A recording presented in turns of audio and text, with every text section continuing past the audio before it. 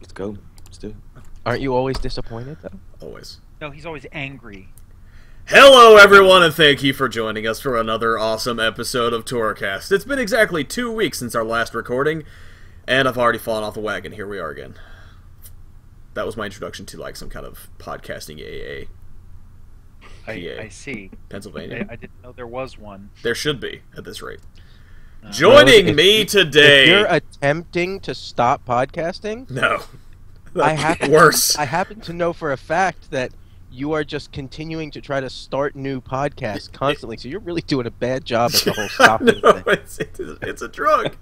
I can't stop. Not only can you not stop doing the ones you're already doing, I can't even make it through this one. Constantly trying to do new ones. I know. That voice right there is Albie. Albie, since you've already made yourself known, go ahead and introduce yourself or whatever it is we do. Introduce myself. I guess. Okay, I'm Albie. I'm the sick one. You are the sick one. He is actually terminally ill. He might not survive through the rest of the episode. So in the event he doesn't disappear, it's because I ran off to go pray to the great white porcelain god. That's lovely. Russell, redeem us. Hi. All right. Well, no. I guess that's good enough. Hey Thanks, there, Russell. I am Russell, and I'm one of the hosts on TOROCast, Star Wars: debatable. The Old Republic's longest-running fan podcast. That. Is that better? Yes, isolate that, and that's isolate that, and that's going to be a soundbite. I'm gonna isolate it. All right. I'm gonna remove it. How that? Michael, since he couldn't do it, redeem us. I am Michael, and I'm the Brit. Or replacement Brit, even. You're the current Brit, which is the only one that's important. He's the local Imperial. That's what it is. He went Vader with his T on the other one and replaced him. I did. It is a giant mug. It is actually, as a matter of fact, we have a Time Lord on board. Ha ha ha! That rhymes. I'm a bad person. He went from Tom and became Michael. That's how doctors work, right? I don't know. I don't watch. Yeah, that exactly. show. Something like that. Oh, this is true. He regenerated. They were both otherwise unknown Brits. That's how doctors work. I don't know. So if you're a Time Lord, then with which house? Pridonian? Because they're the best. I'm just wondering which one of us he considers to be his companion. Oh, she's not here. Yeah, I was about to say, she's not here. All right. She has threatened to come in and make an appearance. I'm just letting you know. Fantastic. Okay, before we go off on that tangent, what have you guys been doing the last couple of weeks? We'll start off with Michael since we're already here. What have I been doing? Aside from YouTube videos, etc., etc., I have been playing. I grinded through the bounty contract week once again. I got up to hero reputation level, I think. And what else? I think that's about it, really. There's nothing really much been going on in game. Yeah, I know the feeling. Russell, so at hero, is there anything cool that you can buy with that rep level, or do you really need to have it maxed? Yeah, you kind of, once you've got to like friend, you've kind of got the first set of armor, and then really you want to go to champion after that. Like hero's just like because you want the mount. Yeah. I have to say, I saw that mount for the first time in game this week, and it's wicked. It actually made me wish that I had done more of the event, because I'm looking at this thing, I'm like, you know what, that's awesome. I need to have that. I'm never going to have that, because I don't do the event. Oh, it's a good event. I like it. I did. Right. Well, you're wondering what I did? Tell us, Russell. What did you do, Russell? How about you? What have you been doing the last couple of weeks, Russell? Well, I in fact did do the Bounty Hunter event because I had missed it the first time around and did not get very far because I don't really get into the rep grind on that. Hey, man. But I actually got to say that hey, now I'm familiar with it. But the most fun I had was last night running the Pathfinder game that my bi-weekly D&D Pathfinder game. And, I feel like it's bi-weekly simply because you want to have something to talk about for each episode. Weirdly enough, it's weird that it sort of worked out that way. Oh yes, it's very coincidental. The cool thing being, the party comes in to have this big boss encounter, and our gun mage manages to one-shot this half-dragon sorcerer because he crit on his attack. It's like, okay, well, there goes the most dangerous bad guy they have to fight in one round before they could get a single spell off. Okay, and just sort of like rolled with it. It was actually pretty awesome. Okay. Yeah, I didn't tell it very well, but that's what happened. Whatever. Stuff happened, and it was awesome. Okay. It was. And Stuff Albie. happened, and it was awesome. What did I do? I don't know. What did you do? I hit 55 on my operative, Woo! Woo! and I've been PvPing like a fiend. And it's, How does a fiend PvP? I do believe they do it with much vim and vigor. Fair enough. That's what I'm gonna go with. Okay. Every bit as much fun at 55 PvP than it is in the sub bracket. I'm just anxiously awaiting 2.4 to drop because I want my PvP gear so bad, and I'm refusing to buy partisan gear because of the fact that it's going away when 2.4 drops. So I'm just holding on to all my comms. So I'm that guy who's queuing into PvP wearing PvE gear and relying on bolster just because I don't feel like spending my comms on gear that's going to disappear in a week. Personally, it's of my opinion that I don't even worry about PvP gear. Just go in with PvE gear and rely on the bolster. I mean, that's what I do. Yeah. Well, the bolster versus actual PvP gear is about 600 expertise, which actually is a fairly substantial boost when you're looking at the when you're actually looking at the boost you get for damage boost and reduction and healing boost. 1400 expertise is roughly what you get if you queue in full PvE gear, which 1400 expertise still puts you a solid 40% away from being capped on all those. So you do have a fairly serious handicap. But Right. still loving playing this character, even though I'm gimped in PvP till I get my gear. I've done quite a bit of PvE. I've locked myself out of every raid I can run, so I'm really enjoying the character. She was definitely my fastest geared character, going from fresh 55 to being able to actually run ops that mean something, because I cheated and just legacy transferred a full set of everything from all my other tunes. She I wouldn't basically really hit consider that 55. cheating. I would say that's using the system as intended. It wasn't cheating, it was expensive. Let's put it that way. It was very expensive, because within about 5 minutes of hitting 55, I had 14 pieces of gear I had to augment. I had to rip all the mods out of everything twice, because you got to rip them on one end and then legacy and rip them on the other end. It was extremely expensive. Let's just put it that way. I had about, in about a 5-minute span, I spent about 2.5 million credits. Nice. Yep. That's more money than I have and all my characters combined. No, probably. That's what are you probably gonna not true. What am I going to do? I'm going to be broke forever. do? You probably will be. In fact, I'll probably just start another character just in spite of myself to continue on that trend. I don't know. Do you really play alts that much? No, just a little bit. Oh, okay. I've actually been Yeah, teetering on the I've idea never- of creating another one. I've never known you to play alts. You're like a one-character man. Oh yeah, that's absolutely my playstyle. I don't have 2 years worth of transfers waiting left. Actually, I had a conversation about that on Twitter just the other day. Quite it's like, honestly, I'm just going to I'd be open this wound up again. I'd be willing to bet, Road, Yes. that you could probably re-roll your characters Uh-huh. and level them all to cap faster than you can acquire the cartel coins to transfer your existing characters. I'm willing to bet, since it's, I guess, my turn to go through what I've done in the last couple of weeks, that I could probably do that quite easily should I actually commit myself to doing it. Like I did at the beginning of this week when I committed myself to playing through another BioWare game, Dragon Age Origins, all over again. I think I put, 3, maybe 4 days into it of gameplay during my work week, and I think I'm already at the end of the game. I might have maybe 2 hours of gameplay left. I'm sorry, it's not Star Wars. I'm not paying attention. It's Dragon Age, and it's amazing. It has awesome story and companions and character development, and it's a BioWare does. game. I don't know. BioWare games are not really known for their story, are they?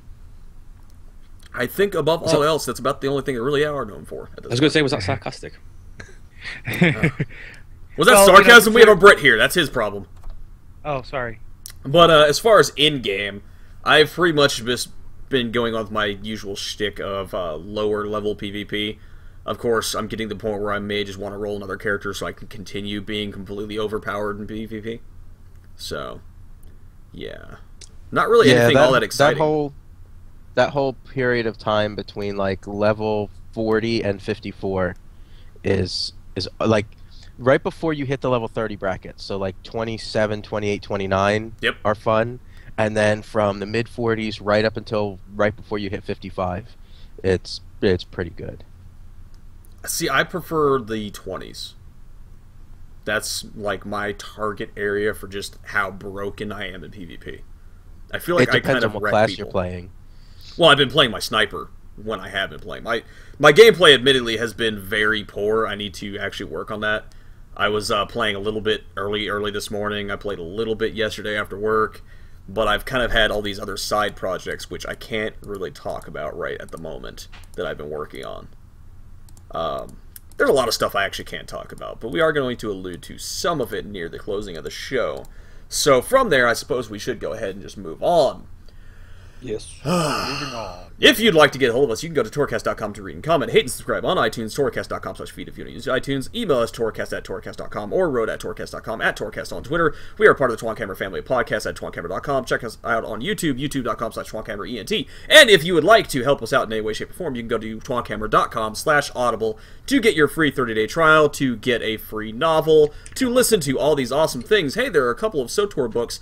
I believe there might be more coming out in the future, but if you can't think of those and you're more into fantasy, you can do like me, listen to some Dragon Age books, some Elder Scrolls books. There's a lot of stuff out there. I've heard there's some Mass Effect books that are pretty awesome. Sam, if he were here, would tell you to read the Halo books. Rory, if he were here, to listen to the Warcraft books. Don't do that. Warcraft sucks. Or you could also go, as I found out, the Warhammer 40k books. Those are awesome. You should do it. Do you think I plugged that enough? I don't know.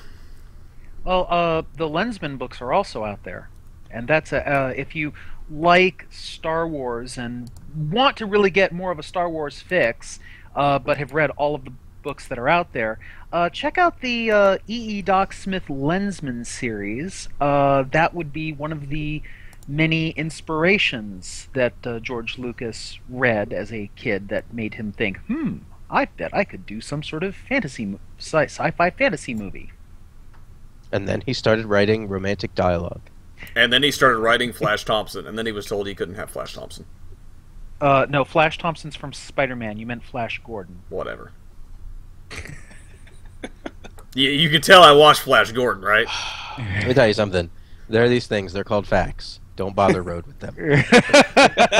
Facts are irrelevant. I have my own history, all right? I believe it was I believe it's Stephen Colbert who says, "Don't bother me with the facts because the facts may change, but my opinion of them never will." Yeah, that's pretty accurate on how I feel about life in general. So, moving on. Hey, there was a trailer put out. A live-action trailer that, from what I understand, cost somewhere around like $2 million or something like that. That we were teased with. What was it now? Over a year ago? Wait a minute. Did you really say that costs a 2 with 6 zeros behind it? Yeah. It was I remember... I actually almost clearly remember this. That back well over a year ago, it was talked about how this trailer was enormously expensive and that everyone was looking forward to seeing how it came out, and then it just disappeared. And no one heard anything about it until now! It's out! I feel like it might have been trimmed down, though. Oh, so this is like actually more than the one that was a couple years ago? There's more to it? I thought it was the same one, so I didn't look that closely at it. No, it's the finished version of what they teased us with. Yes, it was at a However, con. I'm going to say, I thought the video was super awesome. It was really super awesome. It is 60 seconds of pure, oh my god, I need to go get a lightsaber and I need to kill something. Yes. Or protect something. Or I need to get involved. It's 60 seconds of pure awesome. You know what it's not? It's not worth losing $2 million worth of potential content development? No. That is not how this works. Okay, then because correct. In EA, they have an enormous marketing budget. They have a separate marketing budget. Yes. Okay. So that budget, that what was spent on this trailer is not available to the developers. So that money was never available to the developers anyway. So it's not something that you can say this money should have gone into the They're coming development of the from game different because pots. yeah, it's completely different pots, different people controlling that. So it's not something. It's by spending £2 million on this trailer, that's not taking anything away from the game. Okay, then I'm less frustrated by it because the trailer. It is a pretty freaking awesome trailer. I'm watching it now, and yeah, there was a lot more to it than I remember. Well, I just no, kind of it Googled is it real awesome. quick. There's actually a I'm post still in the not sure SOTOR it's worth forums $2 where million. the people were asking whatever happened to it. This thread was created last December, where people were asking for it. Apparently, it was demoed at the Gamescom of 2012. Which, I mean, Well, from that's a from what I long time understand, ago. Isn't it a composite of different video taken with people generally all over the world? I don't know. That one I am not entirely sure on. That's I vaguely I know I read that somewhere. I couldn't tell you where I read it. You know, I mean, the information on it's so old. I mean, I'm glad to have it out finally, but I feel like it probably should have been out a lot earlier. I don't know. I disagree. I think whether they intended it to be or not.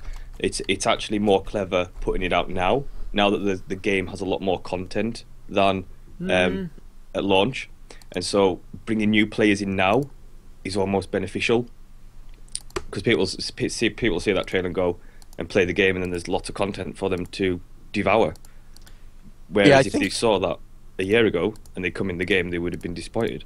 Okay, I can see that. It's timing kind of coinciding with, and this is something we didn't put in our in our show notes, by the way.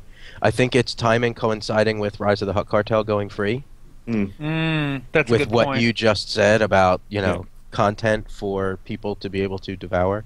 Yeah, and then with there 2.4 just on the horizon as well. Yeah, there is at this moment in time, and this is going to be a ridiculous statement because a week from now, you know, the next time they make a patch, you can make the same statement. At this moment in time, there's more content available in the game than there ever has been. Right. Now, as the game moves on and they keep adding content, that continues to be a correct statement. However, my point is, they're at a point now where they're at a place where they're either trying to get people to come back who have left, and that video is amazing. And if I wasn't currently a subscriber, and I used to be, and I saw that video, I'd think about opening my wallet and resubbing for another month to see what was new. Yeah. And it's awesome enough that if you're someone who's never played before, it'll pique your interest to be like, hey, I'm going to go check it out. And then there's all this content for you to do. Exactly. I think it's clever marketing. Yeah. Good job. Okay, fine. I'll go ahead and just agree with you guys. See that you do. Fine. Although I will say that the number one thing that I noticed about this video was Here we go. Yep. Yeah. There we Yep. go. All of the males in the video are very average-looking, stereotypical MMO playing nerds, neckbeards and glasses abounding. And all of the women in this video are like 9s or 10s. I'm gonna go ahead and actually disagree with you on this one, because you've got this article that you more or less posted on the TOROCast.com website, which has a bunch of screenshots that you took of the video. I did. I don't know if you've looked at your own screenshots, but look at that first one. Look at the first one, all right? You got the old dude back there, that's fine. The guy in front of him, the Sith, the Juggernaut, I'm guessing is what he's supposed to be representing. He looks like he's buff, first off. I don't know many buff nerds. Explain to us all the reasons why you think he's a beautiful man. I think he's a beautiful man because, I mean, look at that hairstyle. It's nice and short, and it's stylized. You've got the Asian guy that's like right next to him. He looks like he's... I'm not exactly sure what that expression on his face is, but I think he's trying not to laugh at the absurdity of the situation he's found himself in. I think he's got gas. And then you go down, you got this trooper down there, and for whatever reason he's wearing a stocking cap instead of a helmet. I'm not going to try to define that. But I don't know, man. He looks like he's ready to blow your freaking head off. Now the guy behind him, he looks like he's a bit of a shut-in. And then the guy to the right of him. Yeah. Okay. I will agree that most of them look like they're shut-ins, and probably were extras on Office Space, but there's a couple of them in there that look like they could probably beat you into a pulp without the Most Force. likely. Just putting that out there, alright? I don't know. I'm a little bit of a pacifist. They could probably all beat me into a pulp. I'm a little bit of an angry gamer, so I don't know. I might nerd rage out on someone at some point. You'd fight them Gun- in PvP. The female gunslinger in that next to last picture is pretty hot. And Alright, we've I gone guess to a so. dark place already, so Yeah, we're gonna Here we move go. on. She- I gotta get What? my hands Tell on me that she's costume. not. I gotta Tell- get my hands on that costume because I'm married to a cosplayer. Well, then, as a cosplayer, wouldn't she be able to make her own costume? She can't do metal work like that. Well, then, she needs to, I don't know, cosplay up. Is that a term? I don't really know at this point. Alright, we're just, we're gonna go ahead and move on away from this quickly as possible. Stay on target. Class representatives have been put on hiatus until after 2.5. Shocking.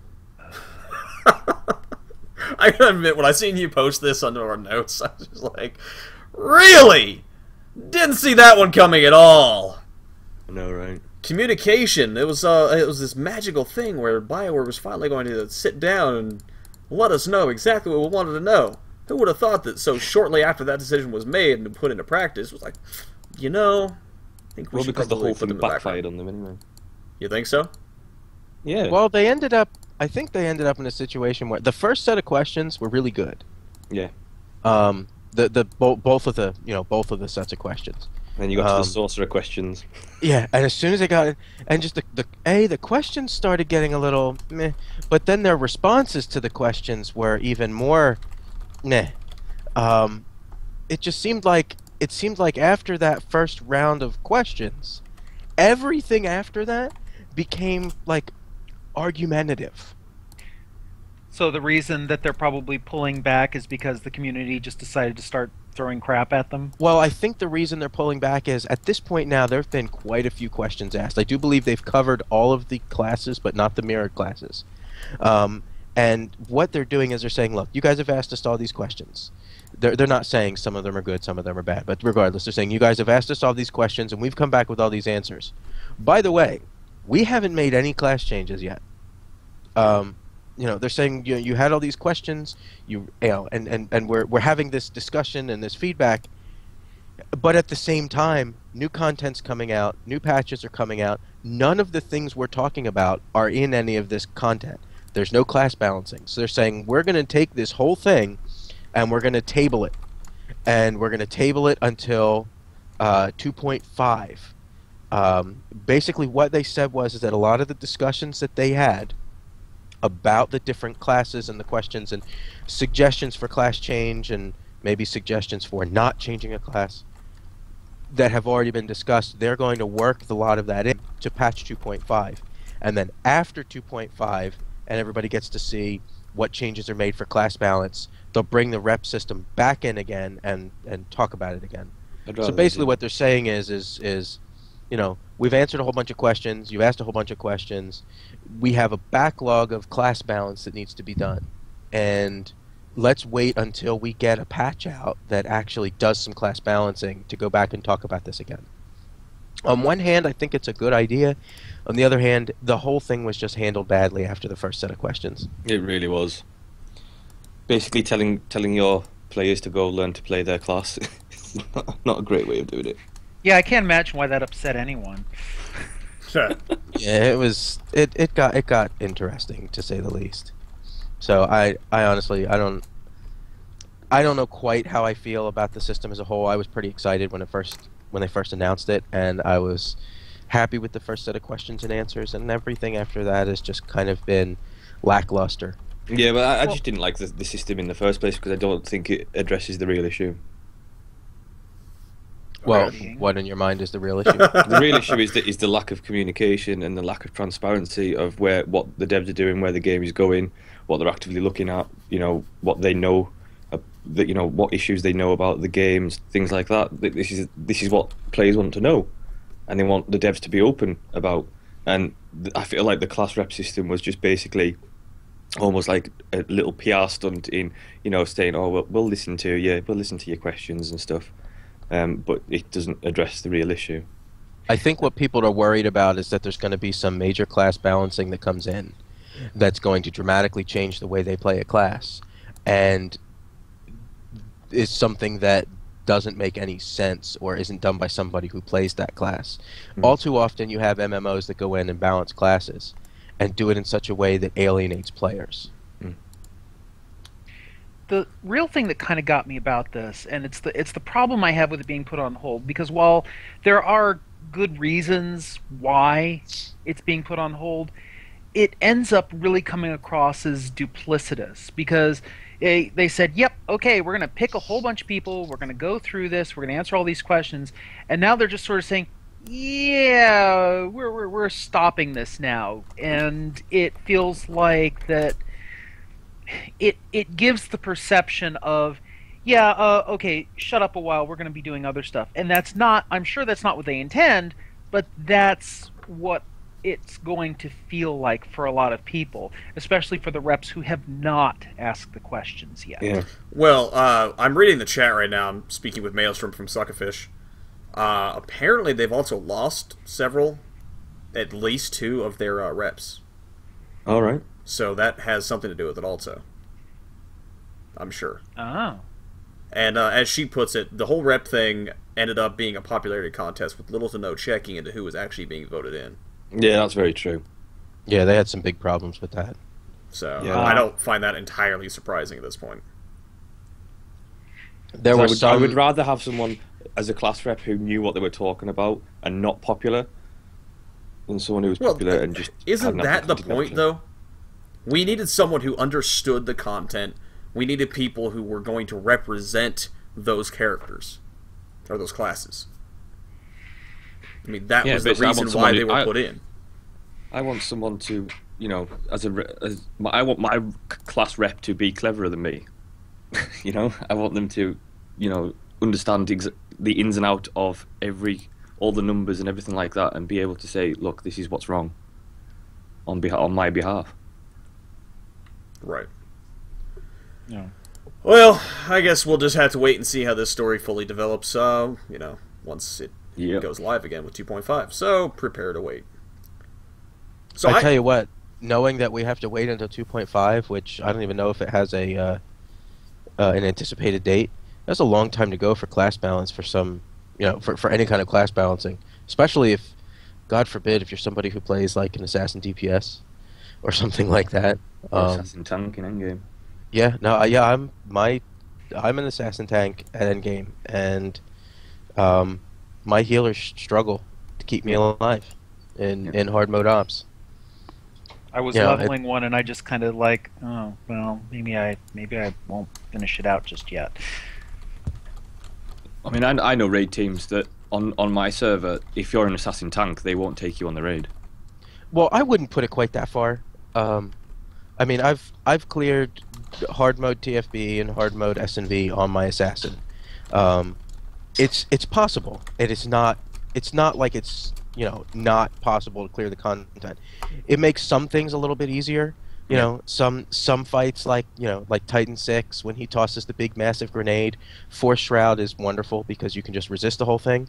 Mm-hmm. But I mean, there's other fights where, you know, what an assassin can do to mitigate terminate at operations chief versus what a juggernaut can do, there's no contest. And there are more things that the other tank classes can do to regularly and more consistently mitigate damage than an assassin can, that makes teams not want to bring them because it's a little more intense for their healers.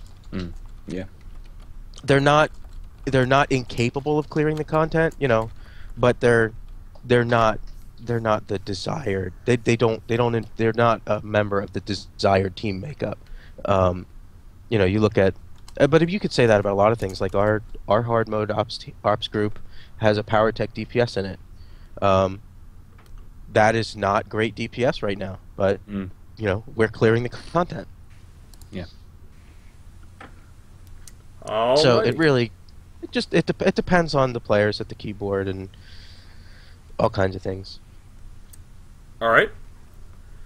Moving on to the next story. Let's keep on moving. So if you have an iPhone and you have the security key app Sounds like things aren't working out too well for you. And this is why Android phones are better. I still use the I added that. I still use the collector's edition key fob. So do I. I don't have any reason to put it on my phone. What happens if my phone breaks? Then I have to go deal with customer service. Why would I want to do that? I've already got the key thing right here. Exactly. I broke my key fob. I dropped it in a rain puddle, so I had to put it on my phone. Was it on your keys? Yep. I effectively have it attached to my desk, so I don't No, worry it's about that. on my. It was on my keys with my my USB thumb drive, and I lost them both. Rain puddle. Nice. So Good now I job. use the phone one. Yeah. So anyway, what's going on with this one? I mean, I've obviously read it, but They're having I don't some know kind this. of issue since Apple decided that they wanted to release iOS 7, which I've heard nothing but people yelling and screaming about in every tech channel I'm involved in. Apparently, if you're using the iPhone authenticator and you upgrade to iOS 7, it breaks the connection with the. It corrupts the app and you can't run Yeah. it. And then people are having all kinds of trouble getting it disconnected and reconnected. The same thing happened with the World of Warcraft authenticator for the iPhone. Exact same thing. I'm noticing a trend here. You. That's what you get when you have an OS upgrade. No matter what the platforms had to say. No, Well- I was just saying that because I don't like iPhones. yeah. I like iPhones. Meh. I Well, don't you're a have hipster. opinion. You're a hipster then. I am not a hipster. Yes, you are. No. He doesn't wear yellow like- shoes.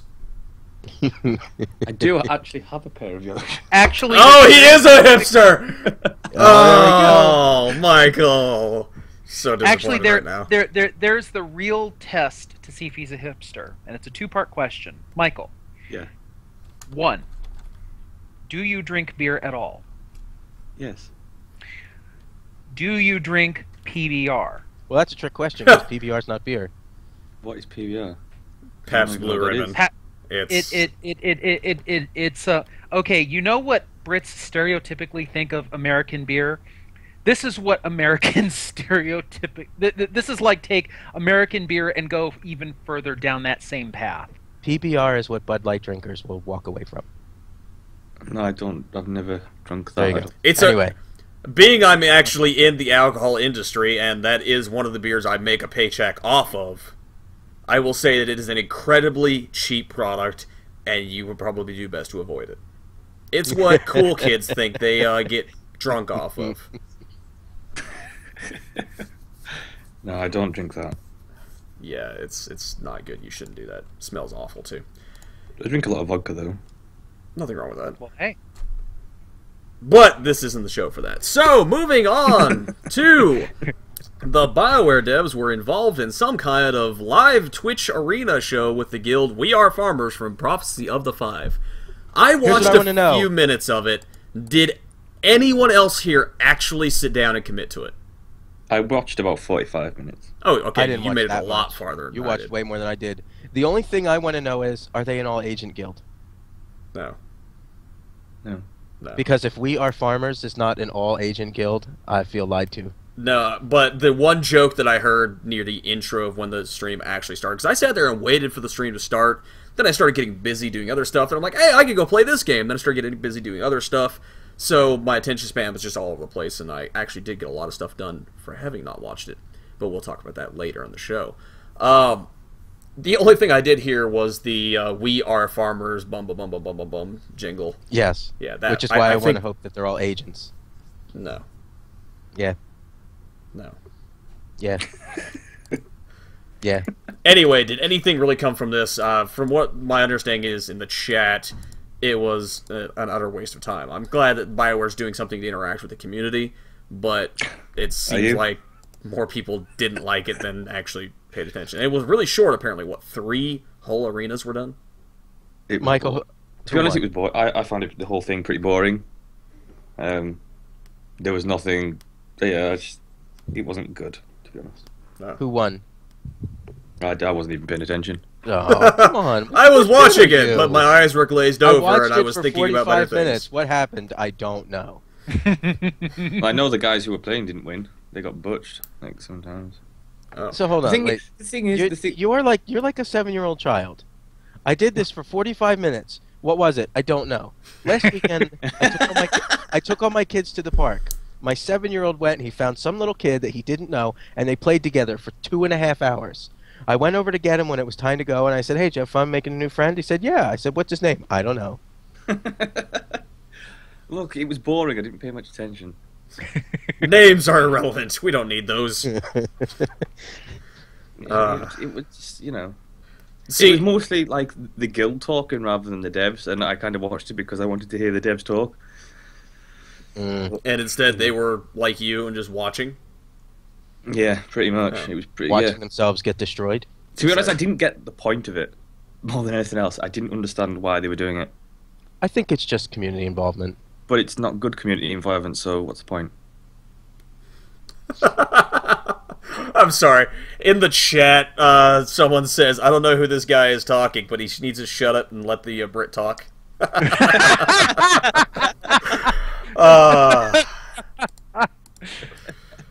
Sorry, Albie. I hate you guys. Even your wife agrees. Alright. Well, since we obviously don't know anything more about that, and nothing was apparently relevant, and now we're going to move on. Welcome to the live show, everyone! Sitting next to me. Actually, wait a minute. You know who that is, Russell. I know exactly who that is who said that. Fantastic. Okay, so... apparently there were some fluff pieces put out about the Dreadmasters in the upcoming Dread War. Looking forward to update 2.4. So in this, you get to find out that you can withstand the fires of Oricon, a new story mission area where the Dreadmasters plot to torment the galaxy from their ancient fortress compound. You can fight your way to through a level 55 operation called the Dread Fortress. We talked about that.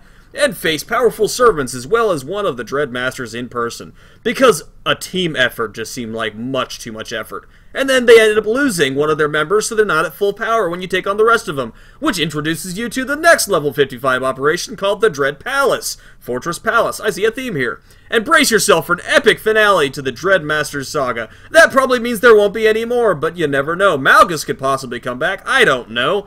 Compete for fame and glory in the 3 brand new 4v4 player versus player Warzone arenas. Why can't we have ranked 8 persons? Oh, because there's not enough people. I'm sorry, did I rant a little bit while trying to explain that? You ranted a little bit, Okay. and everything I got out of that was 2.4 looks like it's going to be pretty awesome. Yes. We get more tentacles that are going to be slapping us. Fantastic. And they're spiked. this will absolutely, 100%, absolutely be the last time we see the Dreadmasters unless they come back. Except Game Update 2.5 is going to be, instead of the Dreadmasters, we will be fighting Ewoks. I am all about that.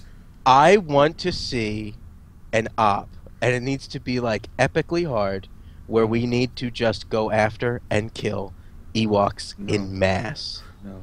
Would it be titled something along the lines of A Forest Moon Far, Far Away? No. It could be. Burning the It could Forest? be on a forest moon. Michael, you seem Sorry, very I'm disappointed. I'm Go ahead. distracted because I'm apparently getting... Oh. Hold on, I have to interact. This is great live show material. But you gotta remember, there are people that aren't listening to us live. For some reason, I don't know why. I don't. So, Michael, please go on. Wait a minute. Is the chat room just the Albie fan club? No, it's the Michael fan club. Hold Everyone on. else hates it's Albie. the Michael fan club and the Talk Smack About Albie fan club. Yes. All right, Michael, All of continue the while above, Albie which does I his agree thing. with. Yeah, no, I mean, I'm looking forward to 2.4. I think it's going to be good. I'm finally glad to see rid of the Dreadmasters because they've been bugging me for some time now.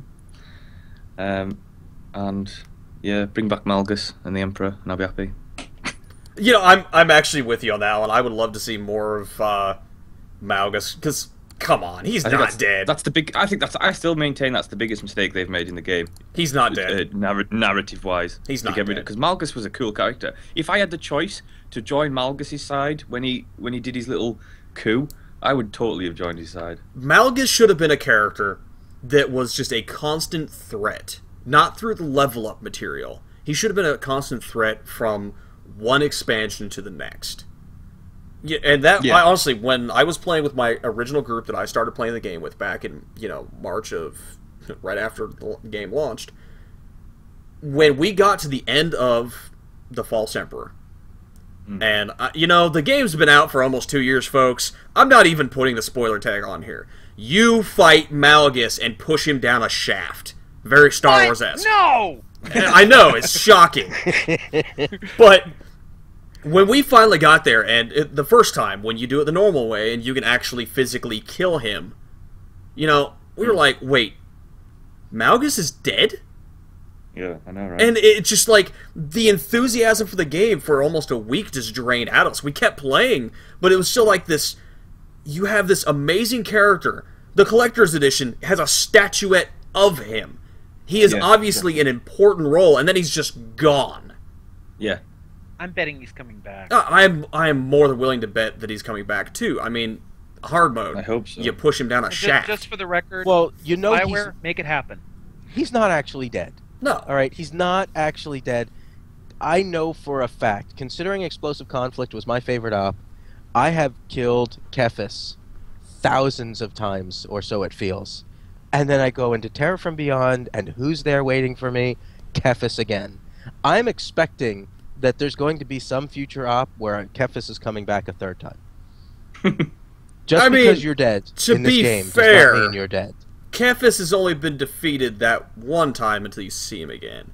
But according to the cinematics, there's been a couple of times where Malgus is like, I lose!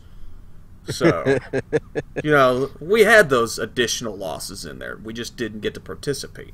But no, I fully believe that we were going to see Malgus in the future. And I'm much more interested in that than the Dreadmasters, because honestly, I'm not all about the Dreadmasters. It doesn't do a lot I'm for all me. about the Emperor and Malgus, to be honest. I would love to see more Emperor. interactions with the Emperor, because after, I played the Jedi Knight first, and then actually the last storyline that I completed was the Sith Warrior. Yeah. So I got to see the completion of that end of the story. So hopefully that's going to come into play at some point. I mean, it's kind of something they can just put on a shelf until they run out of ideas. But Yeah. I think sooner more than later. Because we still haven't seen the Emperor in game. We've seen the voice. Yeah, Yes. you do. No, you you don't. don't. In the Night No, Story. you don't. No, No, you don't. no, he's not No, you the don't. Emperor. That is not the Emperor at all. You need to play the Sith Warrior. And you need that's to listen all- to Reverend audiobook. Yes. Well, I could tell you that I played the Night did. Story and I thought it was the Emperor. Yep. Nope, it's not the That's Emperor. what they want you to believe. Yeah. Spoiler! The Emperor is a pureblood Sith. I feel lied to. No, he's not. But anyway, he's a half-blood. Moving on to the patch notes for 2.3.3. Fine, I'll roll a Sith Warrior. Yes, you will. Yes, you will. Generally speaking, I think all of those things aside, I think one thing that we're all in agreement on is that we're looking forward to 2.4 because it's bringing new content for everyone. Yes. It's Yes. bringing PvP content, even though it's getting rid of 8-man ranked. It is bringing new PvP content, which makes them happy because PvPers haven't gotten anything new in a while. It's also bringing new PvE content. I know it's giving the Progression Raiders fits because they have 2 raids to deal with at the same time. But that's a good problem to have, not a bad one. And generally speaking, I'm very much looking forward to 2.4. All right. Cool. For those that are listening to us live and, well, listening to the actual edited audio, we temporarily lost Michael, but we're going to go ahead and push through. He will rejoin us when he can. Unless, of course, he's going to speak up and say he's already rejoined, which, it is what it is. No, the Skype thing is still showing him connecting. Okay. So, back to what I was saying before, patch notes for 2.3.3. Albie, you had a little bit of a rant about this pre-show, so go ahead and just reiterate that. Yeah, they broke everything with 2.3.3. Are you saying they broke all the things? They broke just about everything. Maybe not everything, but they broke okay. a lot of everything's. They were supposed to be bringing in the ability to buy cartel coins in game without leaving the client. I actually think this is a horrible idea. I don't like it. I don't like cartel coins anyway. I think it's a good thing for BioWare for making cash. I think it's a bad thing for the player, especially anyone who may possibly have any sort of trouble constantly opening their wallet. I guess, you know, it just makes it easier to buy coins, but they broke it when they went to add it in during maintenance. It ended up leaving the servers down for like 9 hours, and everybody was angry because there's no nerd rage like nerd rage that exists when you don't have access to your game. True. They ended up removing it from the patch because they couldn't get it to work right. But it caused all kinds of confusion because the banner for it, the graphics banner, and the option to try to do it was still there. And so then people were, you know, all angry. How come I can't do this? How come I can't buy it in game? There's supposed to be, you know, a 50% reduction on your first purchase in game, and nobody could get that, and it just ended up being a cluster. And subsequently, they also, when they patched it, they broke the HK companion mission progress, which I know has left a lot of people very angry. If you did not already have HK and you were in progress doing the missions or collecting the items, it all got reset. Oh. Wow. Yes. Oh. That. Yes. Oh. And is- essentially, oh my God. and essentially, BioWare's response to it was, "Sorry, there's really nothing we can do about it. We didn't intend it, but sorry about that." I mean, But that was really it. I remember, you know, going through the whole thing with the going through Coruscant and Droman Koss, and oh my God, I can't imagine losing that. That would be enough to make me rage quit. Yeah. It really would. I'm serious about that. That would completely have. I would have walked away for a couple days. I would have been so pissed. Yeah, that's where it stands. They're not.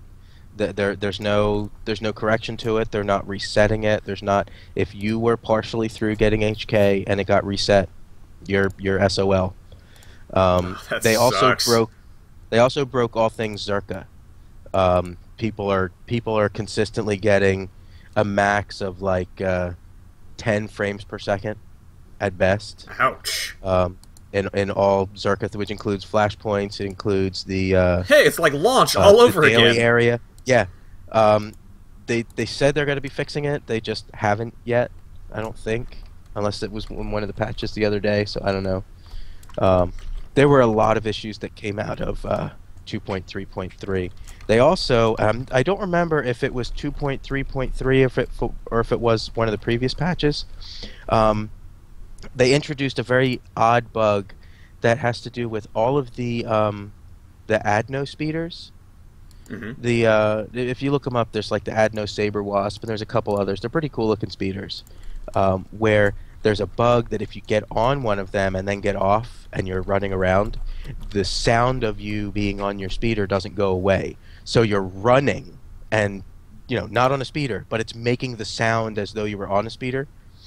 And one night I was playing, my wife. You and can I play were- pretend. It's like a whole new role-playing aspect. It You're was. just I running felt around like with your I was running arms spread around out going, zoom! Yeah. So my wife and I are playing together. We're running around doing missions on McKeb, and And she was doing And- that, wasn't she? no, she Oh. doesn't have one. I do. Oh. And excuse me. And I'm hearing this low frequency hum coming out of my speakers, and it's driving me nuts. And it seems to change as I'm turning or running for it's just this hum, and it's loud. So I'm screwing around with all my audio, and I'm thinking something's wrong with my game, and I restart the client. I switch to my headset. I'm going through all these different things, and I'm like, all right, this is just driving me nuts. I couldn't figure out what it was. And then later on, I was on my laptop, and I was hearing the same thing. So I'm like, all right, well, it's not my sound card on my computer. It's not anything else. And then I happened to read on the forums, a bunch of people were having the same problem, and they determined that it was coming from the Adno speeders. And it's now on the known bugs list, but there's no ETA for it to be fixed. So if you have one, unless you're deaf, don't use it because it'll drive you crazy afterwards. As someone who occasionally suffers from tinnitus, which is like a constant ringing in your ears that you just can't do anything about. that would drive me completely insane. I would quit playing until it was fixed, or So unless that's the not all. relogging fixed it. That's not all speeders. It's just the few. I thought it was all speeders. No, it's not all speeders. It's just the add nodes. It's just the add no speeders. Oh, okay. And Michael's Which is back. a shame. They're pretty cool looking. You just can't use them. Yay! But yeah, Welcome back. yes. But yeah, generally 2.3.3 added all kinds of stuff, but nobody really noticed all the things it added because they broke everything too. Speaking of things that it's Yeah, supposed to add, or at least coming in a few days, unless Michael has something to say about this, and then we can move on. No, I'm good. Okay, think. just make sure I wasn't interrupting you. All right. No, go. All right, so back to where I was going with this. We got a preview of the Pursuer's Bounty Pack, which will be coming on the 26th, I believe. Yeah. Yes. I think Michael has something specific out of this that he's quite excited about. Oh, Cassius Fett's armor. Proper I know, Mandalorian armor, right? man. Oh, that's gorgeous. Finally. I was looking at that. I'm pretty looking sure at- that I told you I thought it was ugly on Twitter. You did, You did. but I don't care. I don't care about what you think, so it's okay. Okay. That puts you in company of a lot of people. No, that armor is great. I've asked BioWare for that armor on the suggestion forums since launch because I've always wanted that armor to be in game, and I've never understood why they put Mandalorians in game without that armor. I've got to Yeah. say, I'm like really excited about the Trophy Hunter's Mask. Of course, being that I only use my cartel coins for, well, what do you expect? Server transfers. I'll probably never get one of these because I'm also always broke credit-wise. The Anton Rand's armor set, Yeah. I'm actually, well, I was about to say I'm really excited about just because of the appearance of it. But what kills this armor set for me is the chest flaps in the front. Yeah, They're they're a bit so oversized. large. Why would they're a you bit too do that? oversized. It's like a bro's best collared jacket. It's just not cool. It's bad. Don't do that. BioWare. Seriously, you almost had me, and then I seen the flaps of the front. I'm done. Game over. You'd rather have it replaced. Maybe that's the Star Wars version of a popped collar. That's what I'm saying. That's what it looks like they're trying to go for. It's like the one guy in the office. It's like, can I have 2 pop collars? No. Can I have one really big pop collar? Fine. That's just what I'm getting from that. I want a tighter shirt. Yeah. But A yeah, little bit. there's some good stuff in there. A lot of reskins again. It is a lot of reskins, but I do like the elegant and luxurious dresses designs, and it also allows you the opportunity to cross dress if that's what you're into. Apparently, Andronicus is. Yes, Because that's the one who's being used to demo the male's version of the armor. So Stephen There's J. another Bloom cybernetic likes armor to set. cross dress. That's what I'm getting from this armor set. I also got to say, I like the trend we're seeing where more and more we're getting the armor that when you put it on makes your character look heavily cyborgy. Yeah, the cybernetic Yes. armors. Yeah, That I love that trend. yeah. I just don't see why they just don't go ahead and just make a full droid armor so you can roleplay as a droid if you wanted. Well, I mean, even in pre-launch, a lot of people were hoping for a droid class. Yeah, So, this is about the closest we're going to get, probably. Well, for now, anyway. but the good thing about the new cybernetic armor, the set they're putting in, is it doesn't have the strange things on the back, like the claw things on the back that the other one did. Yeah. So that's good. All right, here's what I have to say about all of this, and it's Okay. something I mentioned last time we were recording. The last time we recorded, I went off into a rant about how it makes me agitated that you look at the armor and the gear that's in all the packs, Mm-hmm. and most of it is new. Some of it's reskinned, some of it is new, but there's a lot of stuff there's some pretty cool stuff coming in the packs. Mm. You look at the elegant dress and the luxurious dress, they're somewhere between a reskin and new, Right, because we've already Yeah. got an elegant... what was it? but they're Yeah. ugly. I can't remember what it's called. You look at the cybernetic armor. I think that is a genius idea. Mhm. You get into the Mandalorian stuff. There's nothing else in the game that looks like it. Atton Rand's armor looks awesome, except for the The flaps. the chest flaps, and I'm gonna have to go back and look at what he was in Coder 2, to see if he actually had the flaps. I don't recall. He did have the flops. My whole point here is these are everything that's in the pack, for the most part, is cool, and most of it looks good, and it's different, going across several spectrums between, Force user gear and smuggler and warrior and all these different things. It's covering lots of different areas of potential lore in the game. Yeah. And it looks different. And it looks actually pretty good. But then you compare that to all of the equipment that you actually obtain by playing the game, not opening packs. And there's no comparison. The PvP gear and the PvE gear are identical. They're just different colors. Yep. The gear that they had up on the PTS for the next gear tier, I don't know if any of you guys actually saw it. I haven't yet, no. It's pretty bad. Now, they said it was unfinished when they put it up, but I mean, It's just the going gold live. armor. It's going live in a week. I mean, how unfinished can it be? So, I'm not hopeful that 2.4, unless they really just have been holding it back, I'm not hopeful that 2.4 is going to bring anything spectacular as far as, major changes in gear. It's going to be all the gear tiers look exactly the same, just with a little bit of different color variation, and then all the cool looking stuff and all the inventive stuff is all going to be in the packs. And I don't like that. Maybe But that's what with bug fixes. The thing is that that's what you get with with games going free to play, though, isn't it? Yeah, You pretty get much. the good looking cosmetic stuff gets monetized. Even still, though, when you look at the stuff like from the previous KOTOR games, you can't color them, so it's still a very limited sense. I think that some other, like the Mandalorian armor that you are so excited about, You're not think gonna be able that to if buy I that. could, well, Yeah. I think if I could color that, I would probably Yeah. be more for it, because I'm sorry, but running around in bright yellow armor is not my idea of making my character look cool. I pretty much guarantee you will not be able to dye that. No, you can't. you They've won't be already able to. said that anything that's character Any named specific, or lord stuff. they're But this is what they do. But this is how they make more money, because then the next pack they'll bring out a red one. yeah. Yeah.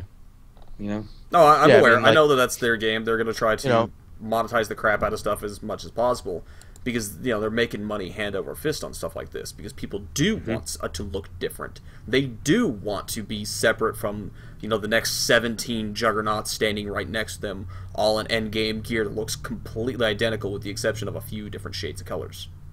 Yeah. I mean, that's why I colored one of my characters vomit orange, because Just to be no one different. else is going with that color. And actually, it kind of works. He looks like he's wearing a tiger skin. I like it. There No, are but really. I really wish you could dye some of the lore gear. I mean, my sage is in the handmaiden chest, and that takes dye wonderfully, because it's all solid colors and you can't dye it. Well, yeah, that's what I was going to say, that you can actually preview what they would look if they were colorable, which tells me that all they need to go is go into their options, flick a switch, and boom. It was a conscious decision on their part to make it so you couldn't color these things. So sure, you can get these armors, but the small element of customization that they put in your hands to go further with that, they've just pulled it away. Mm-hmm. Yeah. It gives them more control of stuff that they can charge us for in the future. And it's all voluntary, so if you want it, you're going to pay for it. Yep.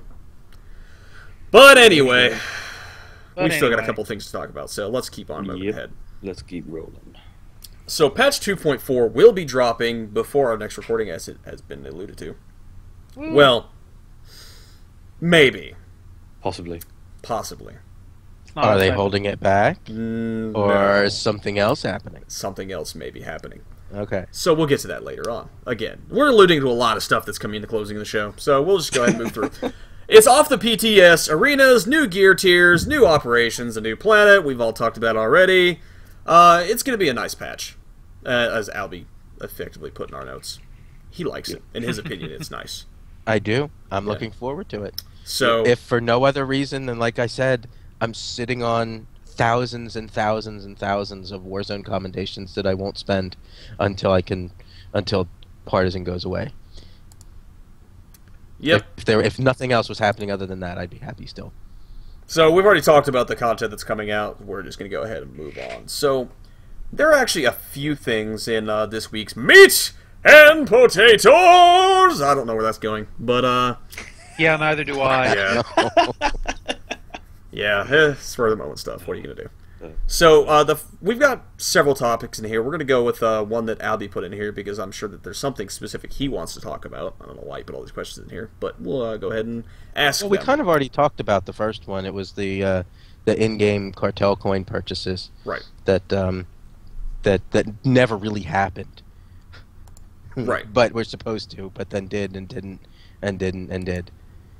And there's no ETA on them coming back. All right. I'm actually looking forward to them fixing it and putting it back in, because as infrequently as I buy cartel coins, I will buy a handful of cartel coins when they add it back in, since they're giving everybody 50% off your first in-game purchase. That actually makes it. It actually makes it worth it. That makes too. me so upset because Unless It it actually has, does make it worth it. it to has throw a put little that money in it. claw in my mind like some kind of Jedi mind trick. See where I went there? Unless they go back on it. Well, there's always that too. I can- But if they I- do I- put it 50% off, I might actually be tempted to throw more money just because I want to get my characters over faster. But as we also said earlier in the show, it might just be easier for me to give in and start all of my characters over again. You could do it pretty easily. I could. Yep. I know how fast you level. Yeah, I know. I don't want to.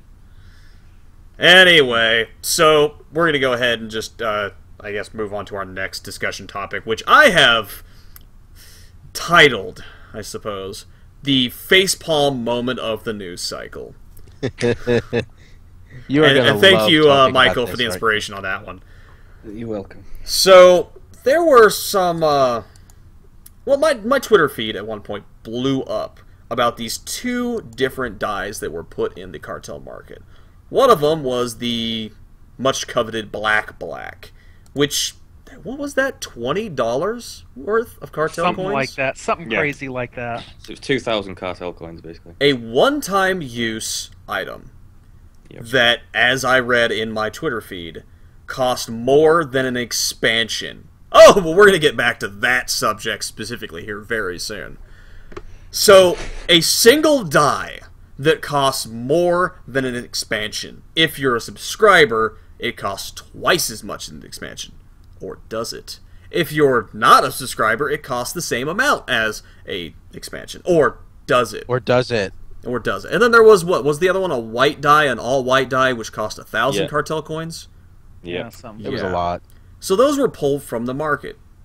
I don't exactly remember off the top of my head why, but that's not important. What's important is that Actually, they're... no. There is a why. There is a why. The why they were pulled from the market because everyone is hated it. I because, don't know. and I'm going to quote one Eric Musco, Mm-hmm. Yeah. I messed up. Yeah. Please, go on. It's right here. Basically, Actually, the I'll read the forum post right here. It says, "Hey folks, I wanted to add a little bit of clarity and reiterate what happened with the dyes on the cartel market. I know there's some thought that we have some sinister intent, or that we just pulled the dyes out of reaction to some of the negative reaction around price. The Probably. truth is simple. I messed up. Okay. That's really it.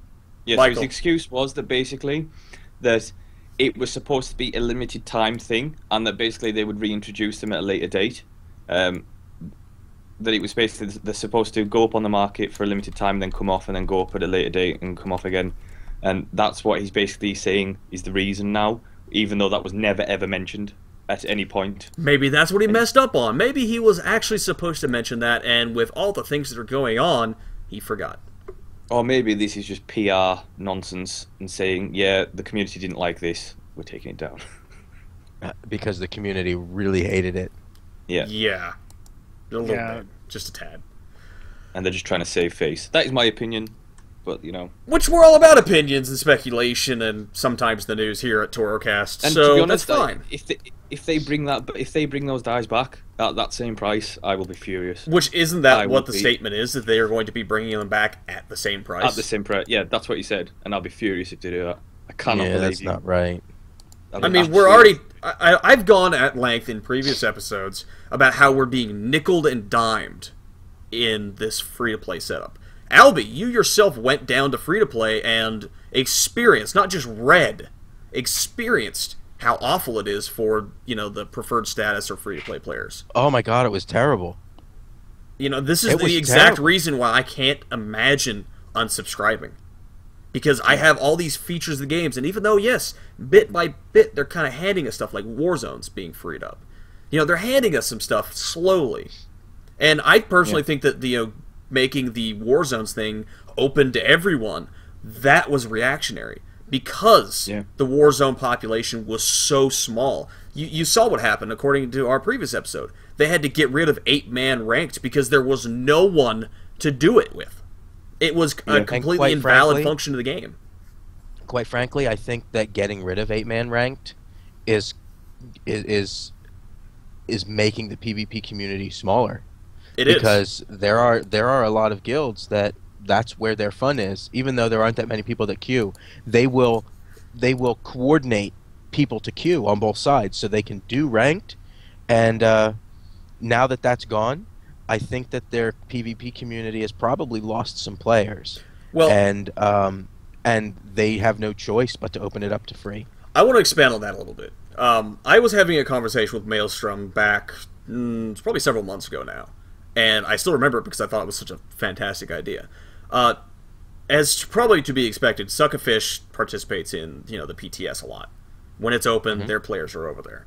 And one thing they love to do is while they're there, they'll hold PvP tournaments on the PTS because that is the only place where all of these different PvP groups from all these different servers, whether it's Prophecy of the Five, whether it's Bastion, whether it's Harbinger, wherever, that's where all the PvP players can actually get together and they can PvP against each other, and they'll hold big tournaments. PTS is the only way to make your own cross server queue. Exactly, and if you hear about a huge PvP community, such as the people from the guild that I used to be a part of back on Jungma, a lot of the heavy PvPers that I was guilded with, they went to Prophecy of the Five. Because that's where they knew a PvP community was going to be. That because there was no PvP community on Jungma, but it had a lot of talented PvPers. And, maybe my opinion on talented is skewed because we had a very small pool to look at. But still, there were a lot of talented PvPers there. And so they wanted to change servers. Well, maybe they don't like the idea of cross-server queues because it eliminates the sense of community. But at this point, do you think they can really afford that? I don't. I don't know. I mean, I'm not a PvPer, so I don't. To me personally, I don't see the appeal in PvP. But it's like anything else. It's a case of if the community is suffering by not having this, then you really need to give it them. Well, from everything that I've heard, for the year that I've been doing this, the PvP community has been the one community of the game that has gotten the least amount of content. And with rolling back the ranked 8-man's teams, they're losing a big part of what should be the most important function. And sure, putting the band-aid on it that is the 4-man ranks, it's all fine and dandy and all until they can build a community large enough to reinstate the 8-mans. But if people are still spread across these servers and they only have a small pool of people to play with, is it really going to matter? Is there ever going to be a stage where tournaments are going to be something we can have? Yeah. I mean, I find it interesting just from a business point of view in the fact that, they're releasing this new trailer and they're obviously trying to get people back into the game and new players into the game. And then simultaneously they're removing 8-man ranked when really, surely you would want to keep 8-man ranked in and add 4-man ranked. That's a good and point. go from there. That's a good point. I don't really even see a valid reason for it. Kind of like what I had been saying in chat here. It's there. There's no valid reason I can see to remove it. I mean, it's a feature. I mean, it's one. You could. I don't think there's a really a need to deprecate it. They can just leave it in, Yeah. and I don't really see it needing that much maintenance to have to stay in game than to just shut it off. There's no reason to remove it. It's just, oh well, nobody does that. I can see Yes. one reason specifically why they would take the 8-mans out. Because Okay. they're putting It'll 4-mans in, they need, instead of having a diverse group where, these guys are over here doing 4-mans, these guys are over here doing 8-mans, they're going to force everyone to do the 4-mans, which by cutting the teams in half, you're going to have more people to do the 4-mans. That way they can try to get more people involved in it, because it'll be easier, than trying to find 8 people, which Okay. really shouldn't be a problem. I can- and they can build Okay, their I can see population that. from there. They cut out the restrictions for the free players, so now they can move in. Of course, it won't matter because they can't use the PvP gear unless, of course, they buy the ability to use purple or higher gear. So there is a reasoning to it. 4v4 just doesn't sound fun to me. It doesn't sound fun to me either. I mean, I like mean- the idea for people that want to do it, but I want to do hut ball. That's all I want. I want ranked tournament style hut ball. That would No, I mean, save for me- PvP for me. The only time I've ever PvP'd regularly was in World of Warcraft, and that was for the sole reason I died and I was terrible at it. But things like Arathi Basin, where you had a big map and lots of players and just mayhem, that's fun PvP to me. Oh Because yeah, it's having massive. something open world where you can put armies against each other, that would be amazing. But unless they sounds actually big, have but- enough people to do it, it's never going to matter. Exactly, I guess. So, and they've already tried and failed with that one. So until we get the reboot of Ilum, whenever that's going to happen, because we haven't heard anything about that in months. I don't know. Until that happens, it's Unless they're calling the Gree event the reboot. no. I I, don't know, believe maybe they I'm- actually put a statement out there saying that the Gree event was not the reboot. But Okay. God help us. Maybe if it I'm the is. odd man out, but I'm really looking forward to 4v4 arenas. You are in fact the odd man out. But go ahead. I am really looking forward to it. I can't wait. I think it's going to be a lot of fun. I like the fact that it is I like the way they're doing it, where it's a death match, last man standing, because that's the way too many people play PvP now. You have too many people who ignore objectives and just go for the death match. Well, might as well make it about that. Oh yeah. I mean, I love all the existing war zones that are out now, and I'm really looking forward to 4v4. I think it's going to be a lot of fun. I think it's going to be a lot more competitive, because it's a lot easier to find 4 people, you plus 3, that are all communicating. Maybe you're on voice server. Maybe you're, you can play complementary classes. You can. There's a lot more capability for you to put together a more consistent and competitive team than relying on the 7 other people, or if you're queuing with a group, however many other people are randomly ending up in your 8-man queue. You have a Right. lot more control over the team that you're playing with and the people that you're playing with, and I don't know, I like the whole concept a lot better than the 8-on-8. I will still do plenty of 8-on-8 because I like PvP, but any way you slice it, I'm excited about 4v4. I can see your point, and I do understand where you're coming from on that one, but taking away the ranked 8s just means that I guess you could call it a pipe dream of tournament-style hut ball is just now that much farther away. I mean, it obviously has never been announced, there's never been any indication on any of that picking up, but it's something that I've been since I first played hut ball. I think you want something that's never going to exist, quite Probably, honestly. yeah. And quite frankly, with the direction that things are going with PvP right now, probably not going to happen. It might not happen. And if it doesn't, oh well.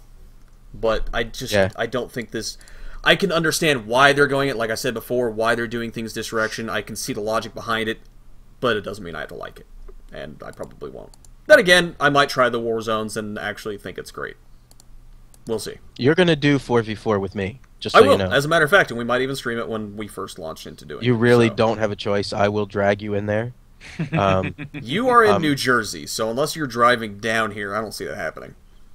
Oh, Don't tempt him. You're not all that far. I'm not all that far. That's why the idea came to mind. Yeah, I mean, I could get to your house in a couple hours of driving, man. About 5 hours. I'll pick you all up in the TARDIS. On that point, I think we should go ahead and move on to our final discussion topic, in a matter of speaking, for the show. So, if you pay attention to the news at all, and, you know, this would have been very early on in our news cycle. In fact, what we're about to talk about happened, well, a whopping 10 days ago. So, beginning September 12, 2013, active subscribers will receive the first digital expansion, Rise of the Hutt Cartel, free of charge as a, well, benefit newly added to the subscriber rewards program. Thanks, BioWare. I Thanks. think we all have a different... I believe we all have very differing opinions on this. We do. Probably. I'm think going me to and Albie address... are the closest. Probably. But I'm going to go ahead and address one thing first and foremost out of this. Obviously, it's already happened. It's already in play. Subscribers that hadn't previously had it are having it, and they're now accessing the content. I'm happy for them. I paid for it. I only paid $10 for it. You know, $10 that many months ago is not really a big deal to me. What kind of does drive me nuts, though, is that subscribers between August 11th and September 12th would get a grant of 1,050 cartel coins. That aspect, The people before then, like say the pre-orders, like myself, we get nothing. No, you get we didn't title. get nothing. We got a We freaking got title. We got an awesome title. You could pay 10 cartel coins for that one day only to get Revan's Heir title. Didn't mean I did it. Because it's a title, and you shouldn't have to pay for a title on that aspect. Well, that's in the past. We don't need to worry about that. But it's a title. I don't care. I'm never going to use it. And what have I risen from? There's a game called Risen. It was terrible. We talked about that earlier in the week, Michael and I. But aside from that, there's nothing. I mean, where's the appreciation here? I don't see it. Anyway, someone else. Okay. Go ahead. Michael, go for it. I think me and Albie talked about this quite a lot over Skype chat, and I tend to agree with you. I think the fact that those people who did pre-order or got it very early on, when Rise of the Hutt Cartel launched, technically you got, what, 6 or plus months of exclusive content over those who didn't buy it? Yeah, almost 8 months. Yeah, so You're... I don't. I mean, yes, I understand why people are a bit annoyed about this. The people who got 1,000 cartel coins, who bought it close to the deadline, which I don't agree with, because at the end of the day, a deadline's a deadline, and you don't get that anywhere else. But I don't think Rise of the Hutt Cartel going free is something that people should be annoyed about, because I think it's a good move for the game. So I don't have a problem with it, really, in that much respect, because I think at the end of the day, I pre-ordered the game, I got to play through, I got to level 55, I got to play through all that content, all that story, and there's a lot of people who didn't get to play that. Yeah, and that was my take on it. I pre-ordered, I spent $10 for it, and now it's free. Well, what did my $10 get me? My $10 got me the last 6 to 8 months of playing content that I otherwise would not have access to, and it was worth the $10, hands down. I got my money's value out of it. I haven't got a problem. Now that it's free, I don't feel disenfranchised at all that it's free. What I do kind of feel miffed about is the fact that when we all pre-ordered the expansion, quite frankly, the state of the game was not in great shape. No. The sub numbers were down. Yeah. The game was not in great shape. And when you combine that with the fact that when we all pre-ordered, we knew absolutely nothing about Rise of the Hutt Cartel. We were told, there's an expansion coming out, you will get to level 55, and that's what we knew. And we pre-ordered it anyway. And 6 months later, now the getting rewarded, the customer appreciation now becomes, a title. I would much rather them have given nothing. I don't feel like I'm entitled to free cartel coins because I pre-ordered Rise of the Hutt Cartel, and I don't feel like I'm entitled to anything because I did that. Yeah. I, however, feel like if they're going to start giving out, appreciation things like that for people who did buy it, they needed to do it across the board. I They agree. needed to say, if you were a subscriber and you bought it, regardless of when you bought it, here's some cartel coins. I agree. Or they needed to give out nothing. I'm completely with you on that one. I agree Yeah. with it. It should have been equality for Yeah, all. it should have been either all or nothing. And the other thing that if you really think about what was the pool of potential people that were actually eligible to take advantage of the free cartel coins? Because, hold on a second, I have to cough. I told you, he's dying slowly. Yeah. He might not make it to the end of the episode, which will be people who detrimental. were eligible to actually get the free cartel coins, they had to be a subscriber, and they had to be someone who had not previously purchased the expansion. Now, I have to imagine there are not that many people that meet that criteria. I would agree. If you are someone who is paying $15 a month to BioWare, and you're playing this game regularly, there is no way that there is a majority of people who haven't already purchased the expansion. I'm sure It's there are some. incentive for other people to come in and subscribe. It's incentive to subscribe. Yeah, because absolutely. what did you get? Did you get 1,000 cartel coins, or was it 500? 1,050, I think it was. Okay, yeah, it was 1050. 1050. That's right. So roughly $10 worth of cartel coins. So here's the way it breaks out. If you're currently a free-to-play player, this whole program was aimed at the free-to-play player, not the subscriber. Because if you're a free-to-play player and you're sitting there, and you see, oh, if I buy Rise of the Hutt Cartel before it goes free, it costs me $20. But if I become a subscriber, it will only cost me $10, plus my $15 to become a subscriber. So you open your wallet and you hand BioWare $15 to become a subscriber, which will become the best decision you ever made playing this game because free-to-play restrictions are horrendous. Yeah, so a little bit, yeah. they've effectively they've enticed you to become a subscriber for at least 1 month, and you've given them $15 of cash. You then give them another $10 to buy Rise of the Hutt Cartel, because that's the whole reason you became a subscriber, to take advantage of buying it at the reduced price, plus now you're getting $10 worth of cartel coins back, which equivalently negates your purchase of Rise of the Hutt Cartel, as far as you're concerned, but not BioWare, because BioWare still got your $10 and gave you back digital currency. And you get your 500 cartel coin member stipend. So you've given BioWare a total of $25. 15 for your sub, 10 for your expansion. You've gotten back 15 in equivalent digital currency. Yeah. So you've effectively spent $10 for $25 worth of stuff. And at the end of that month, there's no way that you would be able to go back to being a free-to-play player. So this whole incentive, and it's genius marketing if you ask me. Oh, yeah. The whole thing was geared to make people want to become a subscriber to take advantage of this program. The only place they screwed up was by if they were going to use that cartel coin stipend, that 1050, as a carrot on the stick, they needed to give it to any subscriber that paid for it. There's one area though that I think blows that theory up, as far as it being aimed at the being aimed at the free-to-play player. How the question is, how much is the free-to-play player actually paying attention to the news cycle? And there's a reason why I ask this, because this announcement came out on the 10th, and they're saying, okay, hey, you got 2 days to do this, because this was not announced back at the beginning of back early in August. No. Those people who actually found out about this and made a decision based on that had less than 2 days to do that.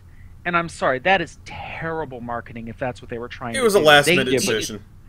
It really was a last-minute decision. It needed to, if they wanted to use that theory, they needed to have announced it back in August. Yep. and say that, oh, by the way, we are going to probably, if you subscribe now or whatever, and I get that it's like, well, they want to incentivize people to actually spend the money.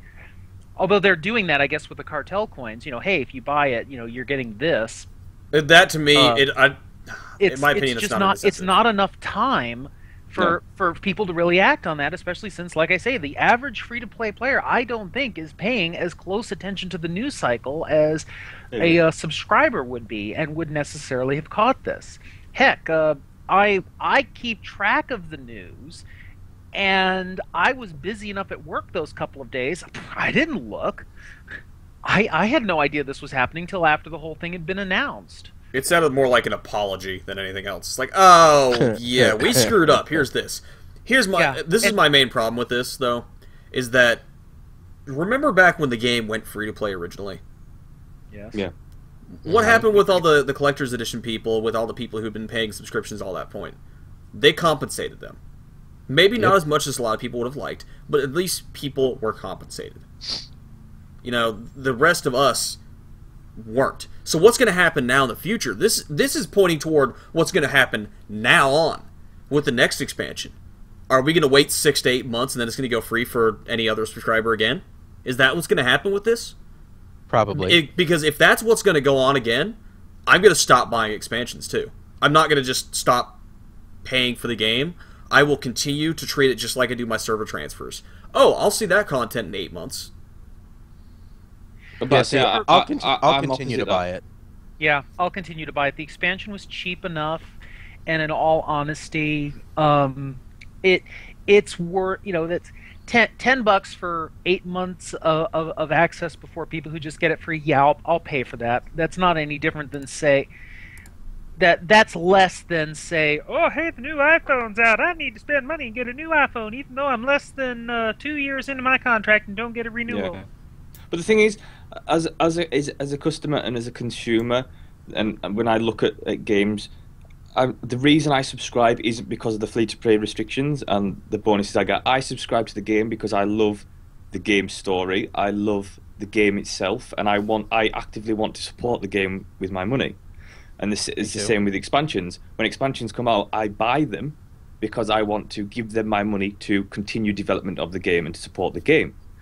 So that's myself as a subscriber. I know everyone doesn't subscribe for those reasons, but that's my personal reason. That's why I'm still subscribing, because I want full access to the game and I want them to provide us more content. Yeah, I want my I want to subscription to support matter. the game. Yeah, see, if new content came out and it was, if the new expansion comes out, and I could not purposefully wait for it to go free to buy it, because I want to experience that content along with my guildmates and my friends and the people that I raid with, and I don't want to wait. So 8 months down the road and I'm 2 gear cycles behind, and now I have to catch up and all that. I'm not going to do that. I'm going to open my wallet. I'm going to pay for it, even though I know in 6 months this is going to be free. Well, my $10 is worth that 6 months of, let's call it, early access. Yeah, no, I'd rather pay for it straight away on release and get it done, and I have no problem with that. All right, well, I think we've expressed enough of our opinions on that one, and we are running excessively long, so we're going to go ahead and start wrapping up the show. What's my announcement? What am I announcing? Well, you're not announcing anything. You're part of an announcement, but you're not the one doing the announcing. Possibly. I see. So first off, we actually do have a guild spotlight, but we are going to save it, and here's why. We are behind the scenes working on another TOROCast show that will be separate from our bi-weekly news cycle. It will be something a little more community focused, well, a lot more community focused, a lot more forums focused, covering a lot of the aspects of the game that we don't cover during our news show. So that thing. It'll be something along the lines of numbers focused for builds, whatever's coming out, a little more in-depth look into the patch notes, stuff that, well, quite frankly, is more interesting to Apostrophe or Albie. So we could, I guess we could call it something like what, TOROCast hard mode or something? No, that's a terrible name. Maybe that might be something we could do. That sounds familiar. It does, doesn't it? At present, it sounds like it's going to be Michael and Albie that will be heading up this show, which will be running opposite of our news cycle weeks. So we will have, effectively, a weekly show. I don't know where Russell stands on this. If he wants to be part of it, more power to him. I, on the other hand, will probably not be part of this coming show. I might sit in on a few of them, but I've got a lot of other things coming in the future that I've got to put my attention toward. So... Sounds like somebody's having a baby. No. God, no. I, The world does not need that. well, I can say that I'll probably be in the same boat with you, Road. It's like maybe sit in occasionally, but probably not because, well, tons of other stuff I got to be working on. Right. So it's Mike, the Michael and Albie show. It sounds like it's me and you. You can be the doctor. I'll be Captain Jack. Let's do it. Yeah. So it's going to take us a little while. I've still got to do some behind-the-scenes setups with these guys to get them really rolling on it. We may start this next Sunday. If we do, we'll, of course, do an announcement, hopefully by Friday, to give everyone the information. We're going to also try to launch it live like we do this show now. So we'll see how all that works out. Just stay tuned to our Twitter feed at TOROCast to get all the news and updates on how that's going to work out. So, I think anything else? Banhammer. We did not do a live Banhammer today. We will be doing a live show tomorrow for those that are listening to us live at 1 p.m. Eastern. So if you'd like to join us for that, well, we'll be there for that. Michael will be there too, huh? Wait, did you just say you're doing a Banhammer tomorrow? We're doing a Banhammer tomorrow. Isn't tomorrow Monday? It is Monday. Yes. What is up with you people that don't work? We do work. Monday's my We just day have a off. day What do you want from me? I don't know. I don't know what this day off thing is. That's what you which get is for having 4 kids. That sounds like crazy talk. Yeah. Exactly. What is this day off thing? It's stuff that good people in society get. Yeah. Okay. There you go. I must not be a good person. You're in not a good society, person. Then. No. I'm a procreator. You are. Alright, so moving on, to give a call out to our commenters from the previous episode, Ben CC, Rock, and Opie1, who joined us for our live stream event that never got posted because it was a little raunchy. It was a train wreck. Was. That's what It it was. was horrible. Awesome. Get your It words was right. awesome. It was awesome. It was awesome. It was a train wreck. There's only one thing good that came out of that entire ordeal, and that's Michael joining the staff. As for our shoutouts, Tom wants a shoutout for his guild, The Circle. I assume they're the circle of mages from Dragon Age, and if all things work out well, I will be conducting personally the rite of annulment. Yes. I like that. For Dragon Age fans, you know what that means, and we'll move on. As for our Toro shoutouts from the Twitter, we have, it looks like, only one, from Mistress LeBeau, who wants a shout-out to Alistair, who is the greatest video game character, and she wants to have his babies. That's also a Dragon Age reference. Same person from our last I think so, recording yes. who shouted out to Corso's Yes. tightly molded buttocks? That is, in fact, the same person, yes. I love Mistress LeBeau. She makes me laugh, and that's all that matters. If you would like to get a hold of us, as we said at the top of the show, here we are again.